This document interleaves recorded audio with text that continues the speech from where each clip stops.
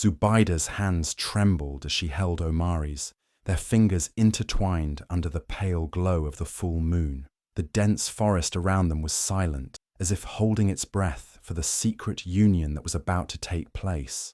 The flickering flame of a single lantern illuminated their faces, casting long shadows on the towering trees. A few trusted friends stood as silent witnesses, their eyes filled with both joy and fear. They knew what this meant. Zubaydah was defying her family, her village, and the strict traditions that had bound her since birth. Her father had already sealed her fate, promising her to Damu, a wealthy merchant nearly twice her age. The thought of marrying him made her stomach turn, but in their village, love was not a choice. It was a transaction. Damu had offered riches, security, and power, and that was all that mattered to her family. But Zubaydah's heart belonged to Omari, the man she had loved since childhood. She would rather risk everything than live a life of emptiness. Omari's voice was steady as he spoke his vows, his dark eyes locked onto hers, filled with devotion. "I will protect you, always," he whispered, "no matter what comes." Zubaydah's heart pounded as she whispered her vows in return, sealing their love in the presence of the night. In that moment, they were free. Nothing else mattered. No arranged marriage, no threats, no consequences, just the two of them, bound together by love and defiance. But the wind howled through the trees, as if warning them. The shadows seemed to move, creeping closer, and in the distance, hidden behind the thick underbrush, unseen eyes watched their every move. The secret wedding that was meant to mark a new beginning would soon turn into something far more terrifying. The moment Zubaydah whispered her final vow, sealing her love with Omari, a sharp sound cracked through the quiet night.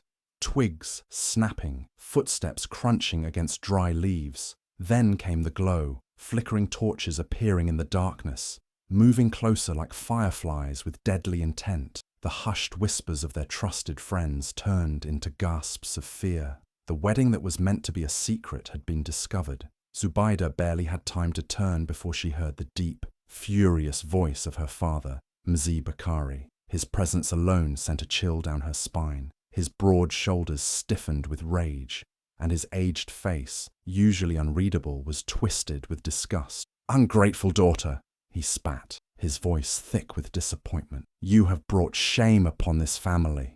Behind him, the villagers gathered, their faces flickering in the firelight, eyes filled with judgment. But the worst of them all was Damu. He stood there in his fine embroidered robe, his posture rigid, his hands clenched into fists. His expression was not one of heartbreak or sadness, but cold, seething anger.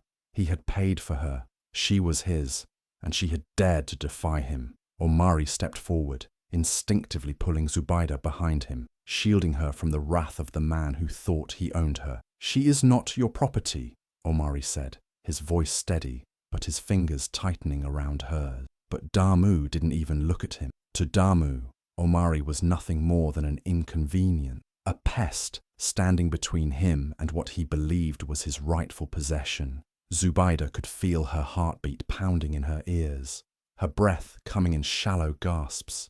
This wasn't how tonight was supposed to go. She had imagined escaping with Omari, starting a life together far away from this village, away from the chains of tradition. But now she was trapped, surrounded, helpless. And then it happened. A sharp pain twisted inside her stomach, like fire spreading through her veins. Her breath caught in her throat. Her fingers turned ice cold. The world around her began to spin, the angry faces blurring into streaks of light and shadow. She tried to speak, but no words came out, only a strangled gasp. She reached for Omari, her fingers trembling, but her body no longer felt like her own. Her knees buckled, the strength draining from her limbs. The last thing she saw before her vision faded was the flickering torchlight reflecting off Damu's eyes, dark, empty, watching. And then everything went black. She never heard the screams of her friends, never saw Omari fall to his knees beside her, shaking her limp body, his voice breaking as he called her name. She didn't witness the twisted smile that played on Damu's lips as he watched her crumble, and she never saw her father step back, his expression unreadable, as if he had already decided that she was gone. Zubaydah collapsed into the dirt, her wedding dress pooling around her like a wilted flower. The night that was supposed to be the start of her new life had turned into her end, but no one knew, no one suspected that she was still alive, that deep inside her failing body, her heart was still beating, weak, slow, but fighting. Because the poison that had been slipped into her drink wasn't meant to kill her, not yet. The night air was thick with sorrow, but not everyone grieved. Zubaydah's lifeless body lay motionless before the village healer, his wrinkled hands hovering over her still chest. He pressed his ear against her, waiting, listening, silence. No breath, no movement. The crowd surrounding them held their breath, waiting for the final word. Then, the old healer slowly straightened, his voice low and firm. "She is gone. It is the will of the ancestors." A murmur rippled through the villagers, some gasping, others shaking their heads, but no one questioned it. No one thought to check again. Death was final, and in their village, the dead had to be buried before sunrise, before restless spirits could take hold. Mzee Bakari stood over his daughter, his face a mask of stone. He did not weep. He did not waver. To him, Zubaydah had made her choice, and now the ancestors had made theirs. "Prepare the burial," he ordered. The villagers moved quickly. There was no time for mourning, no time for tears. A shallow grave was dug deep in the forest, away from the main village, away from where the ancestors would be disturbed. Wrapped in a simple white cloth, Zubaydah's body was lowered into the ground. The dirt fell in handfuls at first, then in heavy shovelfuls covering her face, her hands, her entire body. The sound of it was deafening, a final goodbye. And then, just like that, she was gone. Omari, bloody and broken, lay half-conscious near the riverbank, his body barely moving. His breath came in ragged gasps, pain stabbing through every inch of him. They had beaten him without mercy, their fists and kicks fueled by anger, by betrayal. He had tried to fight, tried to reach Zubaydah as she collapsed, but they tore him away. He had screamed her name, begged them to stop, but they silenced him with fists until darkness swallowed him whole. Now, barely able to lift his head, he could only watch as torches flickered in the distance, as the villagers disappeared into the night, leaving him there to die. He wanted to scream, to crawl, to fight, but his body refused to move. His love, his Zubaydah, was gone. But beneath the cold, damp earth, something was stirring, something that no one expected, because Zubaydah wasn't truly dead. Her heart was still beating, faint and slow, struggling against the weight of the dirt pressing down on her. The poison in her veins was wearing off, her body fighting its way back from the edge of death. And then, deep inside her grave, her fingers twitched. A crushing weight surrounded Zubaydah, suffocating her in complete darkness. At first, her mind refused to accept where she was. Everything felt heavy, her limbs, her chest, even her thoughts. A strange stillness clung to her, as if she had been trapped between life and death. Then, reality struck her like a thunderclap. Her eyes snapped open, but there was nothing but pitch-black emptiness. Her body jerked as she tried to move, but something held her down. Her hands trembled as she reached out, her fingers brushing against rough wood just inches from her face. A chill of terror crawled through her veins. She stretched her hands in every direction, but all she felt was the same wooden surface pressing in on her. Her breath hitched. Number, number, number. This couldn't be real. Then she tried to inhale deeply, but the air was thin. Each breath came in sharp, shallow gasps.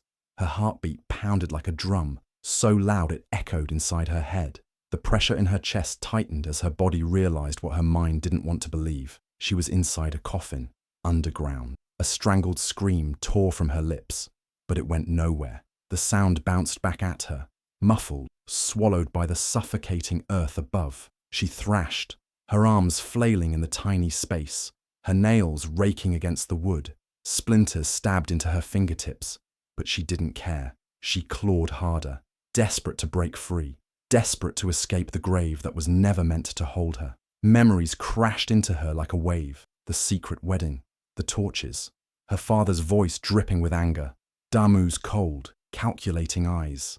And then, the dizziness, the burning in her throat, the weakness that had taken over her body. Poison. Someone had poisoned her, but not enough to kill her, just enough to make her appear dead. and they had buried her alive. Her stomach twisted with panic, bile rising in her throat. She couldn't die here. Not like this. She had to fight. She slammed her fists against the wooden lid with all her strength, pain exploding through her knuckles. Again.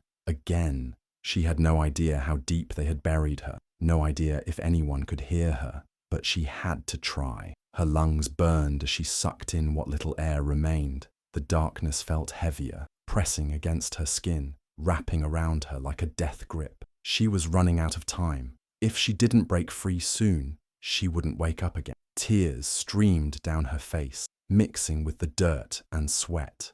The silence around her was deafening, except for the frantic pounding of her heart. She had always thought death would be peaceful, a gentle slip into the afterlife. But this was a nightmare, a slow, suffocating horror that no one deserved. Summoning every ounce of strength left in her body, she balled her fists and struck the lid again, her arms shaking with exhaustion. The wood creaked. She froze, hope flaring inside her chest. She hit it again. The wood groaned, shifting slightly. She wasn't buried too deep. The earth was loose. She could get out. With renewed determination, she pressed against the lid, pushing with all her might. Her muscles screamed in protest, but she refused to stop. Inch by inch, the wood began to crack. Her fingers dug into the small gaps, prying it apart, dirt spilling onto her face. She coughed, spitting out soil, her lungs desperate for fresh air. She couldn't stop now. One final push. A sickening snap echoed in the confined space. The lid gave way. Cold, damp earth tumbled in, covering her hands, her arms. She clawed her way up, fingers grasping at roots, pulling herself forward. Every inch felt like a battle, her body screaming in exhaustion, but she refused to give up. And then her hand broke through. The night air rushed in, cool and sharp, filling her burning lungs. She gasped, her fingers stretching toward the sky. She was alive. She had escaped her own grave. But as she lay there, dirt clinging to her skin, heart hammering in her chest, a new terror settled in. Someone had wanted her dead, and they thought they had succeeded. But now they would have to face the truth. Zubaida wasn't just alive, she was coming back. The darkness was suffocating, pressing in from all sides. Zubaida's limbs ached, her lungs screamed for air, and her fingers bled from clawing at the rough wood above her. The weight of the earth threatened to crush her, but she refused to give up. Panic clawed at her throat, but deep inside, something stronger burned. Survival. Then, through the haze of fear, a memory surfaced. She had once overheard elders speaking about the old graves in the forest, how the soil there was loose, shifting easily after the rain. The thought sent a jolt of hope through her trembling body. If she had been buried there, she might have a chance. Gritting her teeth, she forced her shaking hands upward, pressing against the wooden lid with everything she had. Her arms burned, her muscles screamed, but she pushed harder. A creak, then another. The wood groaned under the pressure, but it held firm. She felt the edges, searching for a weakness. A crack, anything. Her heartbeat pounded in her ears. She was running out of air. Digging her fingers into a weak spot, she pressed again. A splinter snapped. A crack spread through the coffin's surface. Encouraged, she shoved with all her might. Another snap. The wood shifted, bending under the weight of the loose dirt above. She dug her nails into the tiny openings, prying, tearing, forcing it apart. Then, suddenly, the coffin gave way. A rush of cold, damp earth tumbled onto her face, filling her mouth, her nose. She coughed violently, spitting out soil, but she didn't stop. She wriggled her fingers through the dirt, pushing, clawing, kicking. It felt endless, the weight of the world pressing down on her. But inch by inch, she fought her way upward. Her arms felt like lead, her body trembling from exhaustion, but then air. A single gust of wind kissed her fingertips. The cool night breeze curled around her skin, a whisper of hope in the suffocating grave. She reached farther, stretching, clawing. More dirt gave way. Then, with one final desperate push, her hand broke through the surface. The night air rushed in, cold and sharp, filling her lungs. A strangled gasp escaped her lips as she dragged herself upward, her fingers digging into the loose soil, pulling, heaving. Her head broke through next, her face streaked with dirt and sweat. She coughed, her entire body convulsing from the effort, but she didn't stop. With one last agonizing pull, she emerged, collapsing onto the damp earth. The sky stretched above her, vast and endless, the stars twinkling like tiny lanterns in the dark. She lay there, chest rising and falling in ragged breaths, her body shaking from exhaustion. She was alive. She had escaped her own grave. But as she lay there, her fingers curling into the cold dirt, a new fear crept into her mind. Someone had done this to her, and they thought she was dead. But she wasn't. And now she was going to find out why. Zubayda's legs trembled with every step, her body weak from exhaustion, but she kept moving. The forest stretched endlessly around her, its shadows long and shifting under the moonlight. Every breath burned in her lungs. Every movement sent pain shooting through her limbs. But she pushed forward. She had survived something no one was meant to survive. She wasn't going to stop now. The village lights flickered in the distance, calling her home like a ghost returning from the dead. But she couldn't let anyone see her. Not yet. If they knew she was alive, they would try to finish what they started. She had to be careful. She had to know the truth. Staying hidden behind the huts, she crept along the outskirts of the village, her bare feet silent on the dusty ground. The voices of the villagers drifted through the air, hushed whispers, murmurs of sorrow, or perhaps relief at her supposed death. Then, through the chatter, she heard something that made her freeze, her sister's voice. Safina. Zubayda's heart clenched as she pressed herself against the wall of a hut, straining to listen. She was a fool, Safina whispered, her voice sharp. She thought she could love who she wanted and escape our family's duty. She had to pay the price. A man scoffed in response. Damu. His voice was unmistakable, deep, bitter, angry. She was mine. She had no right to defy me. Zubayda's hands curled into fists, rage bubbling beneath her exhaustion. Safina's voice was softer now, almost eager. It was the only way. If she had married you, she would have been miserable. She never loved you, but I do. Zubayda's stomach turned. A cold realization hit her like a blade to the chest. It had been Safina all along. Her own sister had poisoned her. Damu let out a low laugh, but there was no warmth in it. And now I have nothing. That dog Omari ruined everything. I should have killed him when I had the chance. Zubayda's breath caught. Omari. Was he still alive? Safina hesitated before answering. The villagers left him by the river, but he's strong. He might still be breathing. Damu's tone darkened. Then we finish it. He dies by sunrise. Zubayda felt her body tremble, not with fear, but with rage. They had taken everything from her, buried her alive, and now they wanted to take Omari too. But they didn't know one thing. She wasn't dead, and she wasn't going to let them win. The night was eerily silent, the kind of silence that felt unnatural, as if the entire village was holding its breath. A cold breeze slithered through the trees, rustling the dried leaves outside Safina's hut. She lay on her sleeping mat, her body tense, unable to shake the uneasiness creeping through her bones. The air felt heavier, pressing against her chest, making it difficult to breathe. Then, just as she turned onto her side, she heard it, a whisper, software. Distant, but unmistakable. Safina. Her entire body froze, her heartbeat pounded against her ribs, her fingers clutching the thin blanket tightly. The voice was familiar, chillingly familiar. It couldn't be. It had to be a dream, a trick of her mind. But then it came again, closer this time. Safina. Why? Her hands flew to her mouth to stop the scream rising in her throat. It was Zubayda's voice.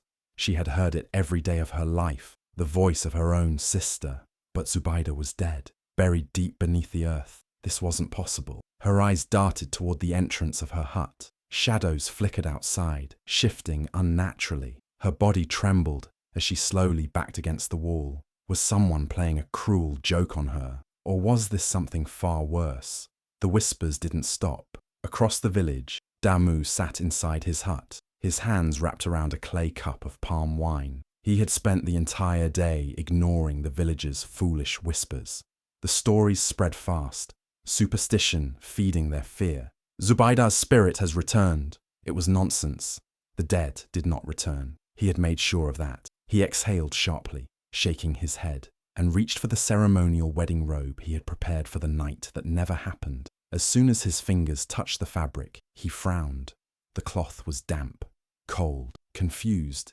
He lifted it into the dim lantern light. His breath caught in his throat. The white fabric was smeared with mud. Dark, wet earth clung to it, as if someone had dragged it through the graveyard. A cold sweat broke out on his forehead. His fingers trembled as he dropped the robe, his mind racing. Someone was trying to scare him. It had to be a trick. But deep inside, a whisper of fear curled around his heart, tightening its grip. Then, the wind outside shifted, carrying a voice with it. "Damu, I'm coming."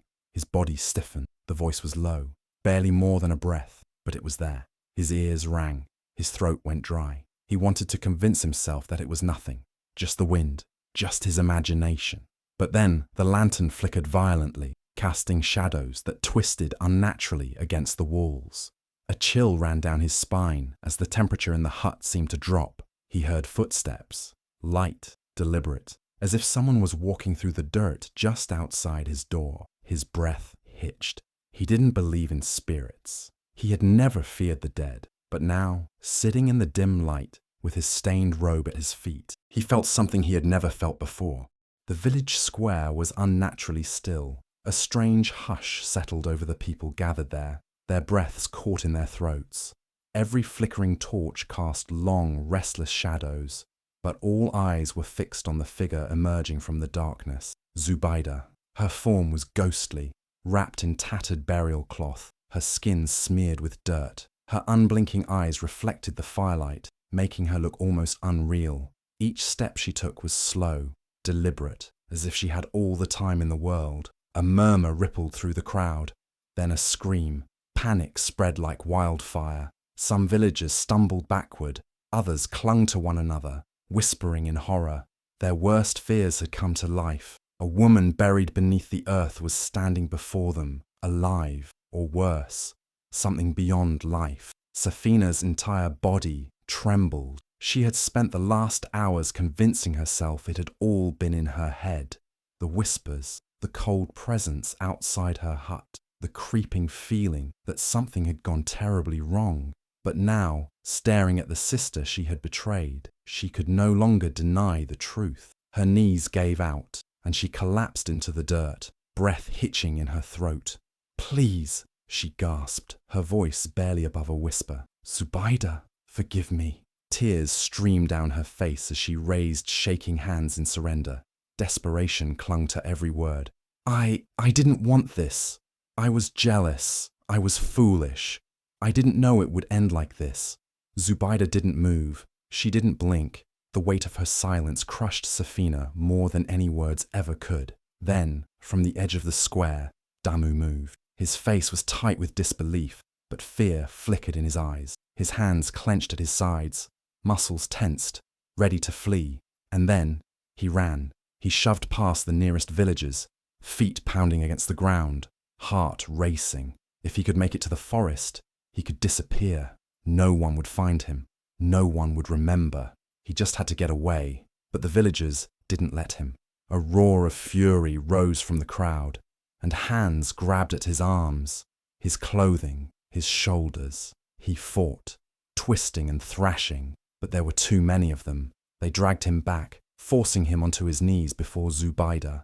The once powerful merchant now looked small, helpless. His breath came in quick, ragged gasps, his eyes darting wildly. He opened his mouth to protest, to lie, to bargain, but no words came. The people who had once admired him now saw the truth. He was a liar, a murderer, and Zubaida, the woman he had tried to erase, had come back. She didn't have to say a single word. Her presence alone was enough. A heavy silence gripped the village. The people stood frozen, their eyes locked onto the trembling figures before them. Damu and Safina, their faces pale with fear, their bodies rigid with the weight of their crimes. The villagers had heard the whispers, seen the signs, and now, standing in the glow of flickering torches, they knew the truth. The elders, their faces carved with wisdom and age, stepped forward. Their presence alone commanded attention, and when the eldest among them spoke, his voice was like thunder cutting through the tense air. "Betrayal runs deep in this village tonight," he said, his gaze sharp, "and betrayal must be answered." Damu, the once powerful merchant, fell to his knees, his hands shaking. "Please, I only did what I thought was right." His voice cracked as he looked around desperately, searching for even one sympathetic face. But there were none. The people who had once welcomed him, who had once respected him, now looked at him with nothing but contempt. They had trusted him, and he had repaid that trust with greed, with cruelty, with murder. The elder's voice was firm. "For your crimes against Zubaydah, against Omari, against the honor of this village, you are banished." A murmur swept through the crowd, but no one spoke in protest. The sentence was just: banished. It was worse than death. The wilderness beyond the village was unforgiving. No one who was sent away ever returned. There were no friends, no shelter, no safety, only endless days of hunger and the lurking presence of wild beasts.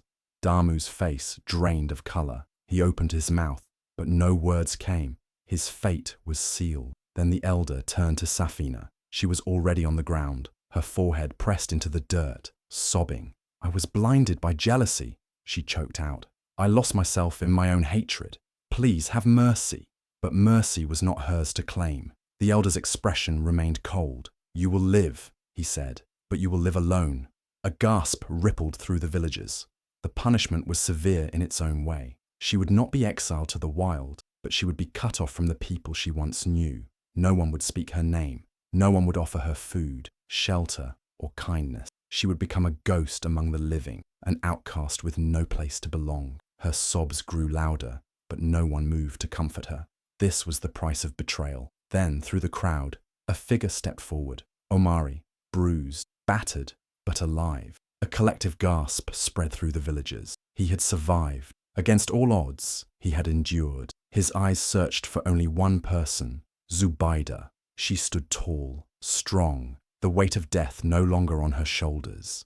Their eyes met, and in that moment, nothing else mattered. They had suffered, they had been torn apart, but now they were free. Without another word, Omari held out his hand. Zubaydah took it. Together, they turned away from the village that had nearly destroyed them. They did not look back. Their past was buried in the earth. Their future lay ahead. The tale of Zubaydah never faded. It became a whisper passed from one generation to the next, told in hushed voices around crackling fires. Children huddled close as elders recounted the night she was betrayed, the night she was buried, and the night she returned. Some swore that if you stood in the village square in absolute silence, you could still hear the rustling of fabric, as if someone unseen was moving just beyond sight. Others claimed that when the wind howled through the trees, it carried a voice, a whisper, a warning. No one spoke Safina's name anymore. She had become a shadow, a forgotten presence. Once part of the village, now she was nothing more than an outcast, cursed to walk alone. Some said she had gone mad, jumping at every sound, fearing the dark, forever haunted by what she had done. Damu was never seen again. The wilderness swallowed him whole, and no one searched for him. Some believed he had been taken by the spirits of the land, punished for his cruelty. Others whispered that his fate had been worse, that he wandered endlessly, his mind unraveling, haunted by the woman he had tried to erase. And Zubaydah. Some say she and Omari left everything behind, starting anew where no one knew their names. Others believed she had become something more than human, a presence that watched over those who had been wronged, ensuring that justice was never forgotten. Even now, when the air is still and the night is heavy, some claim to feel an unseen presence, like distant footsteps, like eyes watching from the darkness, a reminder that no matter how deep you bury the truth, it will always find a way to rise again.